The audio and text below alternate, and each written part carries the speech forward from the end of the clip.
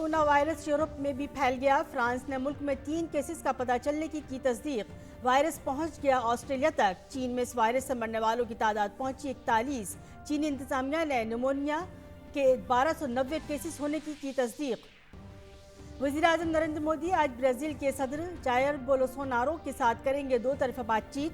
कई समझौतों पर दस्तखत की तवक्को। 71वें यौम जमहूरिया की तकरीब में बतौर मेहमान खुसूसी शामिल हो रहे हैं ब्राज़ील के सदर।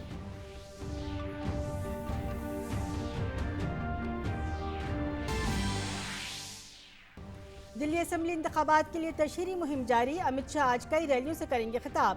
बीएसपी ने जारी की मुहिम में हिस्सा लेने के लिए स्टार लीडरों की फहरिस्त।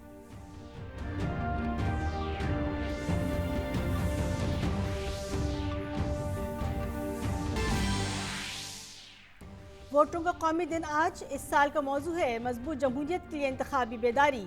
सदर जमहूरिया रामनाथ कोविंद दिल्ली में इंतखाबी कमीशन के प्रोग्राम में बतौर खुसूसी मेहमान लेंगे हिस्सा।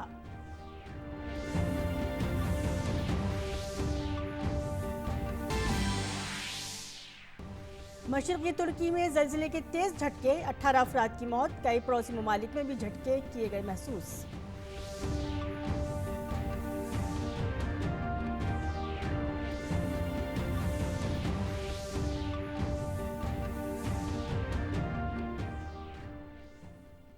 आदाब, खबरनामे में आपका खैर मकदम है। मैं हूं सबिया खान। खबर तफसील से।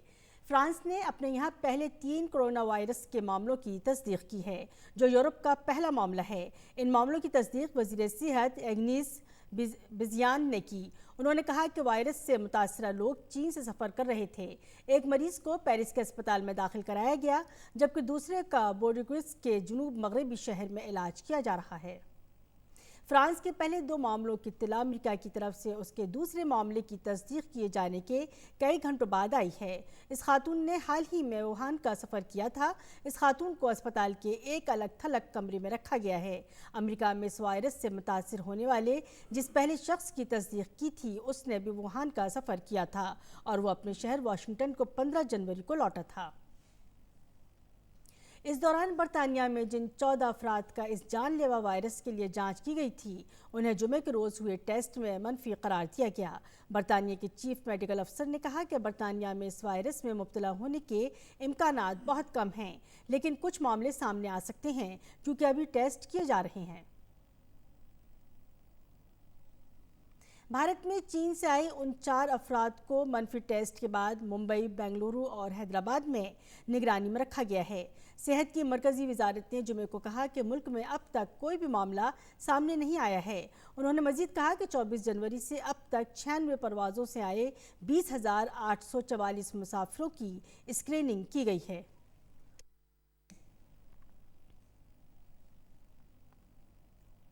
नेपाल में कोरोना वायरस से मुतासरा एक शख्स का पता चला है। नेपाल के सेहत और आबादी की वजारत के मुताबिक ये शख्स हाल ही में चीन के वुहान इलाके से लौटा था और इसकी रिपोर्ट मुस्बत पाई गई। वजारत ने कहा कि शुरुआती जांच के बाद इनका नमूना तस्दीक के लिए हांगकांग के आलमी सेहत मरकज़ को भेजा गया था, जहां इसकी रिपोर्ट पॉजिटिव साबित हुई। हालांकि मुतासरा शख्स में इसके आसार नहीं दिखाई दिए, लेकिन उसे अगली जांच के मरहले में रखा गया है और इससे ताल्लुक़ रखने वाले लोगों को भी अलग रखा गया है। वजारत ने कहा कि बीमारियों को काबू में रखने वाला शोबा हालात पर नज़र बनाए हुए है। काठमांडू के त्रिभुवन बैनुल-अक़वामी हवाई अड्डे के सेहत डेस्क में तोसी की गई है। चीन से आने वाले सभी मुसाफिरीन की सेहत की जाँच पड़ताल यहीं से की जा रही है। भारत में अभी तक कोरोना वायरस का एक भी मामला सामने नहीं आया है।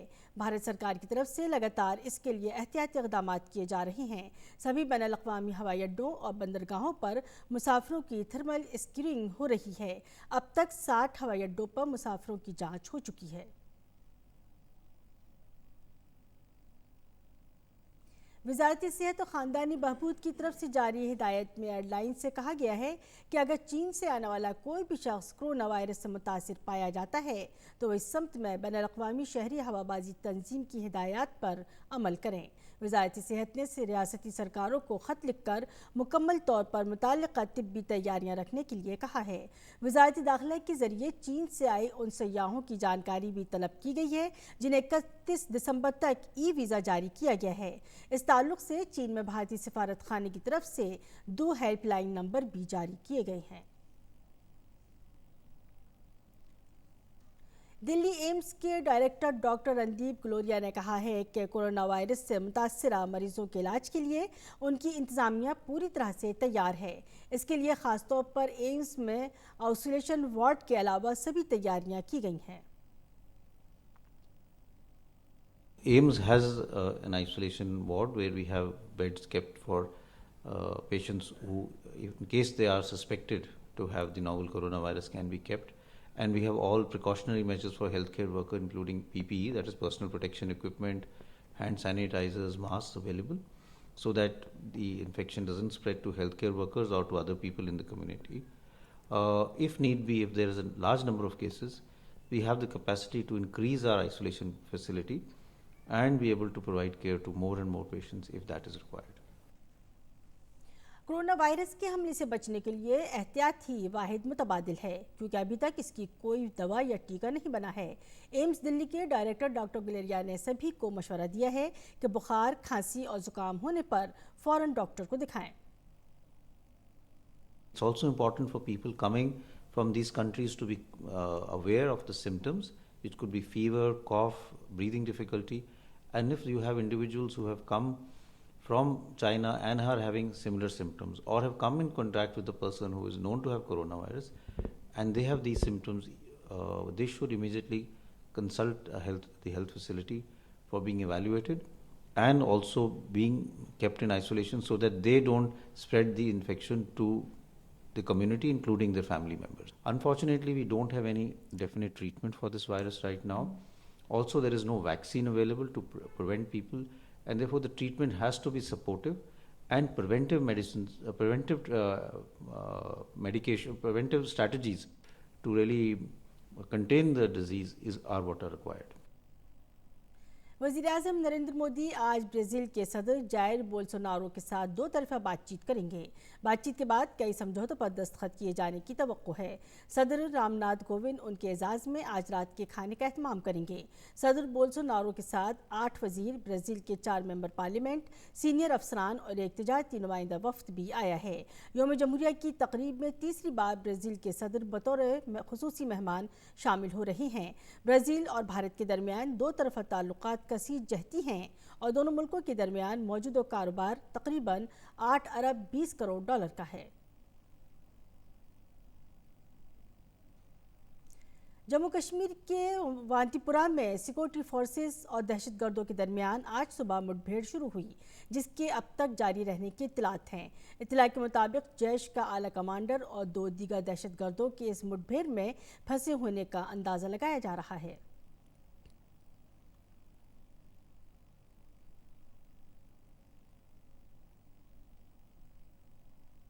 दिल्ली असम्बली इंतखाबात में 668 उम्मीदवार इस मरतबा अपनी सियासी किस्मत आजमा रहे हैं। इन इंतखाबात में सबसे ज़्यादा उम्मीदवार नई दिल्ली सीट पर हैं, जहां पर वज़ीर आला केजरीवाल भी एक उम्मीदवार हैं। वहीं सबसे कम उम्मीदवार पटेल नगर हल्का असम्बली से हैं, जहां से सिर्फ 4 उम्मीदवार मैदान में हैं, जो एक महफूज सीट है। ख्याल रहे कि 8 फरवरी को दिल्ली के 70 असम्बली सीटों पर वोटिंग होने वाली है, जबकि 11 फरवरी को वोटों की गिनती होगी। इस दौरान दिल्ली में असम्बली इंतखाबात के लिए पर्चा दाखिल करने का अमल मुकम्मल हो चुका है। पर्चा दाखिल करने का कल आखिरी दिन था। दूसरी तरफ दिल्ली में इक़्तिदार की जंग के लिए सभी सियासी जमातों ने अपनी पूरी ताकत झोंक दी है। दिल्ली के वज़ीर आला और आप लीडर अरविंद केजरीवाल ने जनकपुरी में रोड शो किया। इस दौरान उनके हामियों की भीड़ उनके साथ नजर आई।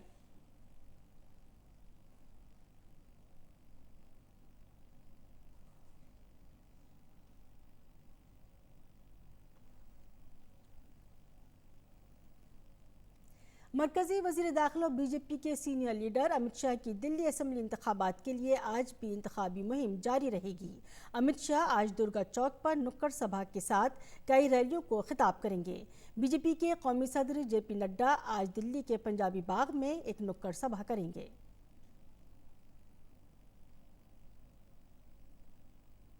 अमित शाह ने कल भी इंतखाबी मुहिम में हिस्सा लेते हुए यमुना विहार इलाके में पार्टी के एक कारकुन के घर में खाना खाया। उनके साथ दिल्ली बीजेपी प्रदेश सदर मनोज तिवारी भी मौजूद थे।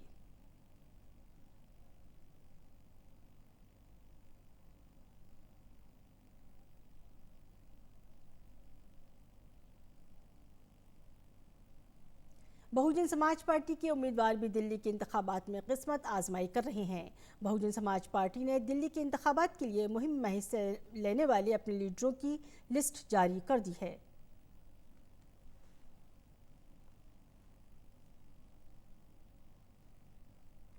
मॉडल टाउन से बीजेपी उम्मीदवार कपिल मिश्रा के खिलाफ इंतखाबी कमीशन ने मामला दर्ज कराया है।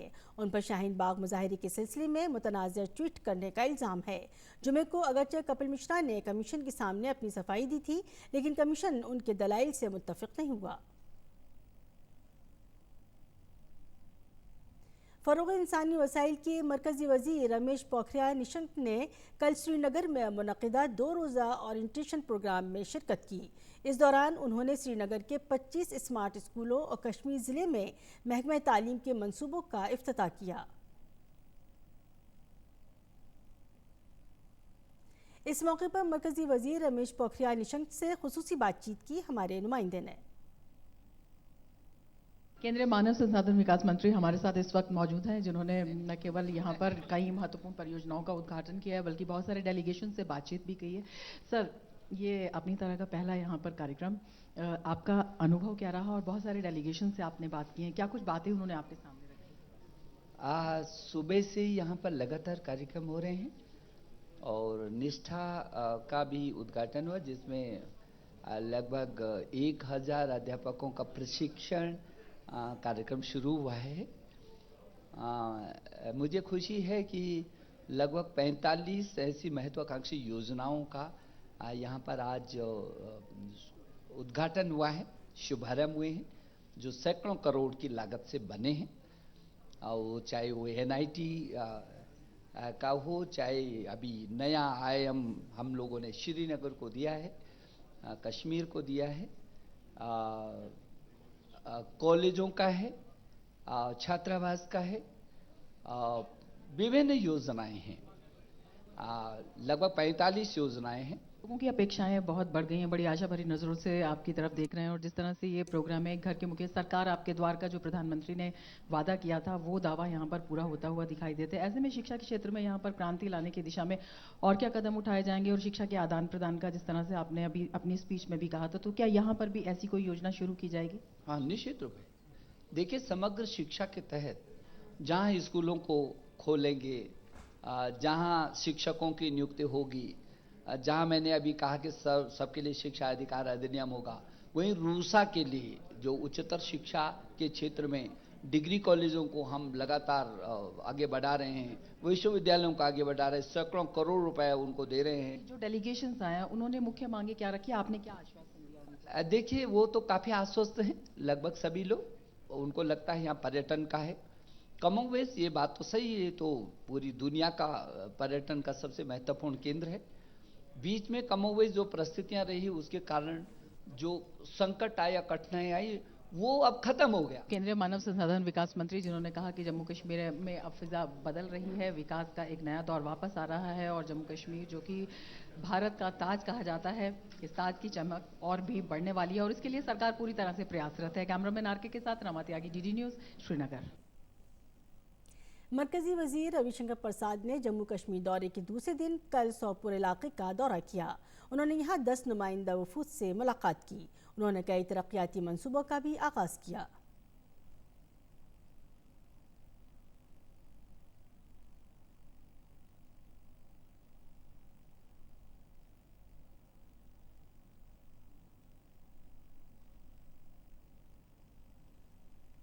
मरकजी वजीर गिरिराज सिंह ने जम्मू कश्मीर में कई मंसूबों का संग बुनियाद रखा और इफ्तिताह किया। मालियाती कमीशन की स्कीमों के तहत दही तरक्की और पंचायती वजारत के जरिए किए गए कामों का इफ्तिताह किया। उन्होंने दही बिजली कारी स्कीम के तहत 33 किलोवाट रिसीविंग स्टेशन का इफ्तिताह किया।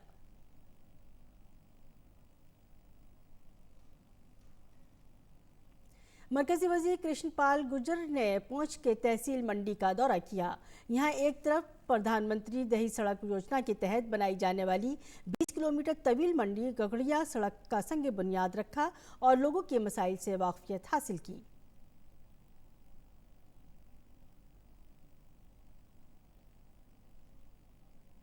कबायली उमूर के मरकजी वजीर अर्जुन मुंडा ने मरकज के जेर इंतजाम इलाके लद्दाख को छठे शेड्यूल का दर्जा देने की मंजूरी की तजवीज़ की है। माहिर माहौलियात सोनम वांगचुक ने पिछले महीने वज़ीर-ए-आज़म नरेंद्र मोदी से लद्दाख की सकाफत और शनाख्त को महफूज रखने की ज़रूरत की दरख्वास्त की थी। सोनम वांगचुक की तशवीशात की तारीफ करते हुए कबायली उमूर के वजीर मुंडा ने कहा कि उनकी वजारत ने लद्दाख मरकज़ के जेर इंतजाम इलाके लद्दाख को छठे शेड्यूल का दर्जा देने के ऐलान पर गौर खौस करने के लिए वजारत दाखिला को तजवीज़ भेजी है। कबायली उमूर के वजीर ने यकीन दिलाया कि उनकी वजारत मरकज़ के ज़ेर इंतज़ाम लद्दाख की खुशहाल विरासत को बचाए रखने और उसकी तरक्की के लिए सभी ज़रूरी कदम उठाएगा। अर्जुन मुंडा का ख़त कल सोनम वांगचुक को उनके दस्तखत करने के तकरीबन एक महीने बाद मिला। दूसरी जानिब वांगचुक ने लद्दाख की आइनी सिक्योरिटी का मुतालबा करते हुए 26 जनवरी को तादम मर्ग भूख हड़ताल करने का ऐलान किया। मुंडा के खत के बाद सोनम वांगचुक ने आवाम का एतमाद बहाल करने के लिए वज़ीर-ए-आज़म नरेंद्र मोदी और वज़ीर दाखिला अमित शाह के तय अपना यकीन जाहिर किया। उन्होंने ये भी कहा कि लद्दाख के लोग बेहद मुहिब्बुल वतन होते हैं और उनके रहते मुल्क और पहाड़ महफूज हैं। दूरदर्शन पर कई बरसों से यौम जमहूरिया परेड को देखकर पुरानी यादें ताज़ा हो जाती हैं। एक बार फिर दूरदर्शन परेड के बराह टेलीकास्ट के लिए पूरी तरह तैयार हो गया है। यौम जमहूरिया के इस मौके पर राजपथ, राष्ट्रपति भवन, इंडिया गेट और नेशनल वॉर मेमोरियल के अतराफ बेशुमार कैमरों का जाल बिछाया दिया गया है जो हमारी मुतनव्वुर सकाफत को बराह रास्त दिखाएगा। इस साल यौम जमहूरिया के मौके पर 46 कैमरों की मदद से 3 जदीद तरीन ओबी वैन्स को मुख्तलिफ मकामात पर रखा गया है, जिनसे राजपथ पर प्रोडक्शन कंट्रोल रूम की मदद से लगाए गए तकरीबन 50 मॉनिटर के जरिए मशहूर कर देने वाले नज़ारे अमल को दिखाए जाएंगे।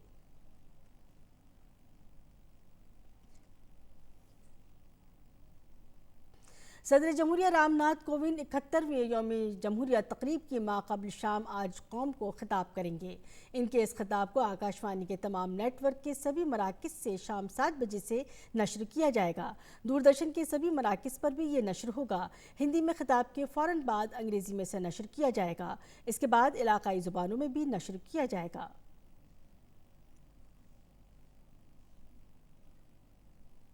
वज़ीर-ए-आज़म नरेंद्र मोदी कल प्रधानमंत्री राष्ट्रीय बाल पुरस्कार से नवाजे गए बच्चों से मुखातिब हुए। बाल पुरस्कार जीतने वाले बच्चों से खिताब करते हुए वज़ीर-ए-आज़म ने कहा कि ज़िंदगी में कुछ हासिल करने के बाद हमें मगरूर नहीं होना चाहिए, बल्कि नए नए अहदाफ को हासिल करने के लिए मुसलसल कोशिश करते रहना चाहिए।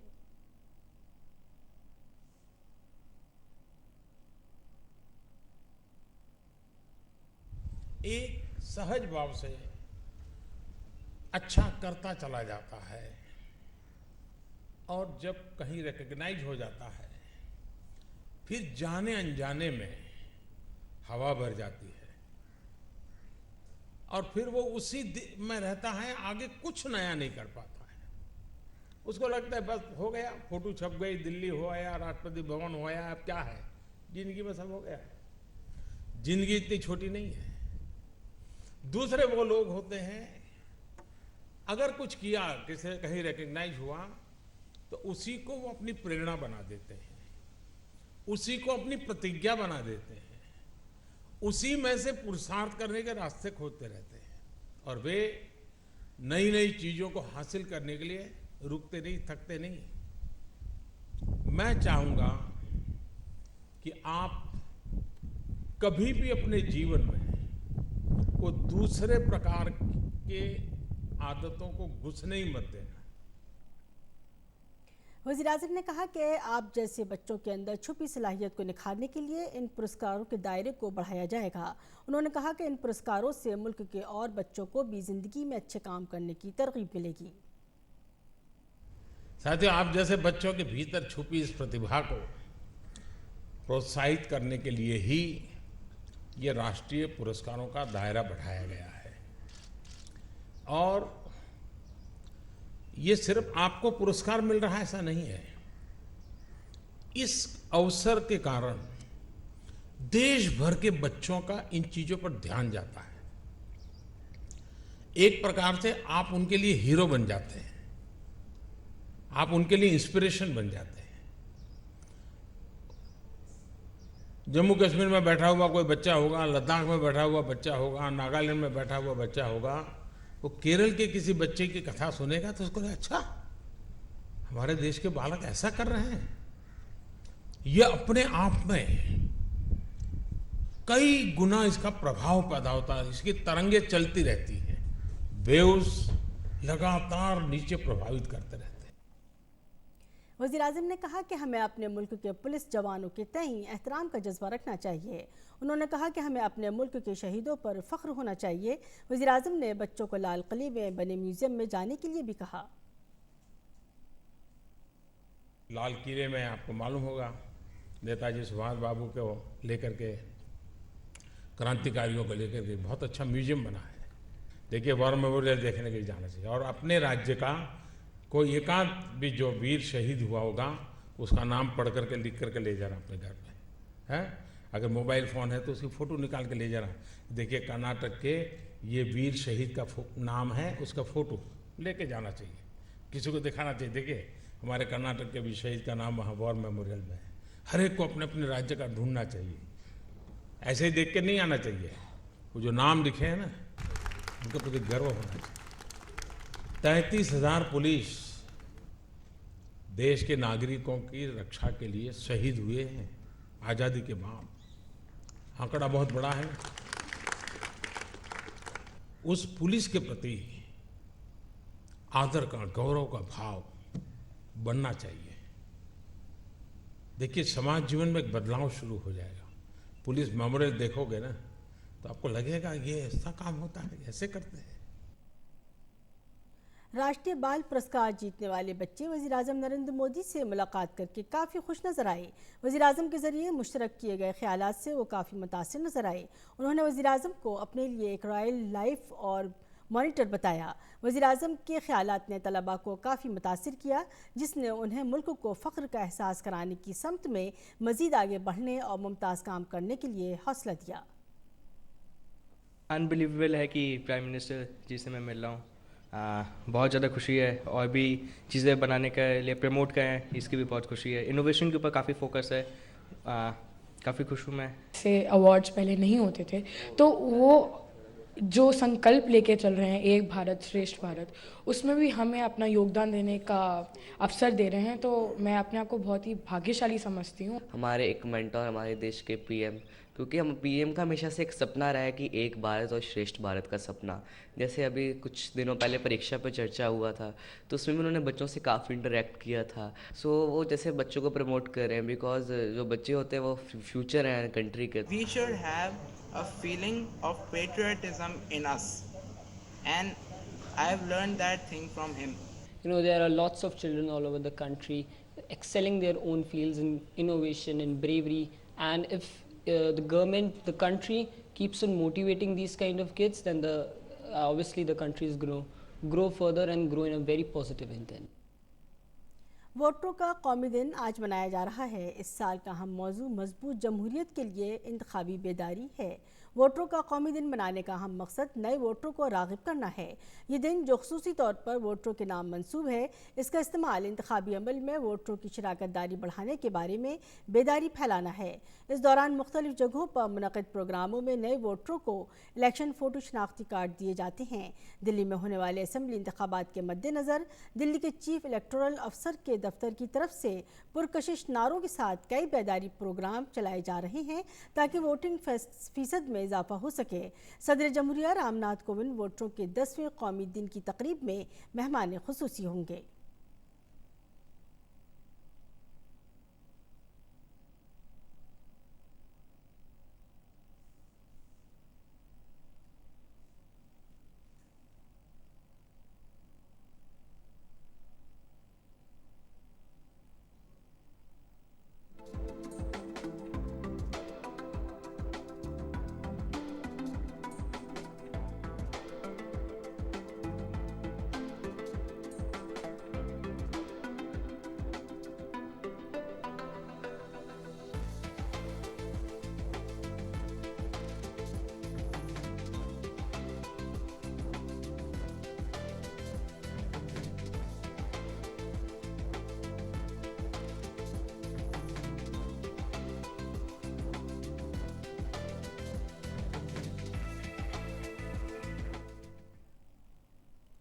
बैनुल-अक़वामी मालियाती फ़ंड की सरबराह क्रिस्टलिना जॉर्जिवा ने कल कहा कि भारत में इक़्तिसादी सुस्त रवि आर्जी है और उन्हें आने वाले वक्त में इसमें बेहतरी की उम्मीद है। जॉर्जिवा ने आलमी इक़्तिसादी फोरम 2020 में कहा कि अक्टूबर 2019 में जब IMF ने आलमी इक़्तिसादी मंजरनामे का ऐलान किया था, उस वक्त के मुकाबले जनवरी 2020 में दुनिया अच्छी हालत में दिखाई दे रही है। उन्होंने कहा कि माहौल मुस्बत बनाने वाले अवामिल में अमेरिका और चीन के दरमियान पहले दौर का कारोबारी समझौता होना है।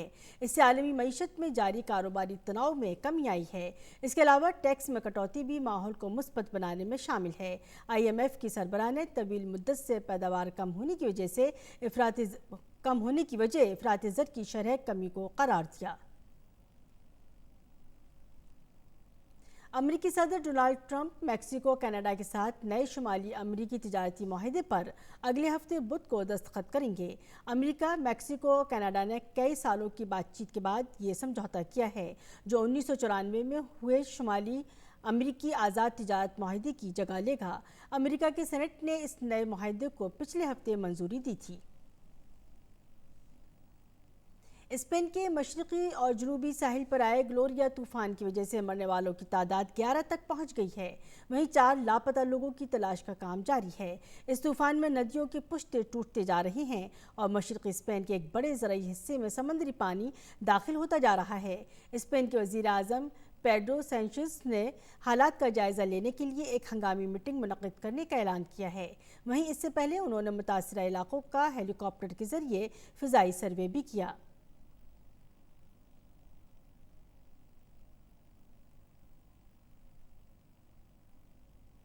मशरक़ी तुर्की में देर रात गए 6.8 शिद्दत के ज़लज़ले से तकरीबन 14 लोगों की मौत हो गई।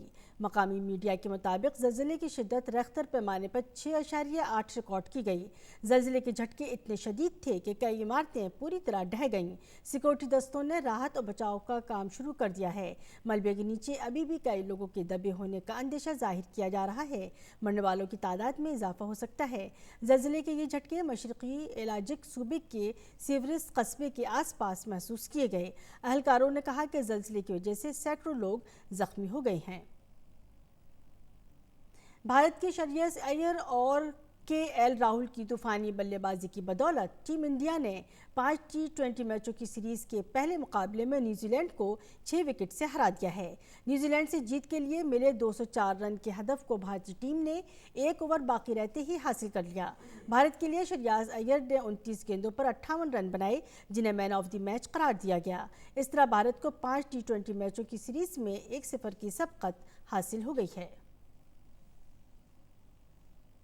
12वें बैनुल-अक़वामी बालिका दिवस के मौके पर मरकज़ी वज़ीर किरण रिजिजू ने भारतीय मुक्केबाज सिमरनजीत कौर, मंजू रानी, जिम्नास्टिक सृष्टि मनचंडा, मिल्का कुलश्रेष्ठ और ट्रैक साइकिलिस्ट त्रियाशा पॉल को दिल्ली के इंदिरा गांधी स्टेडियम में एजाज़ से सरफराज किया। इस मौके पर रिजिजू ने नौजवान एथलीटों की हौसला अफजाई की। इसी के साथ खबरनामा अपने इख्तिताम को पहुंचा। इजाज़त दीजिए। आदाब।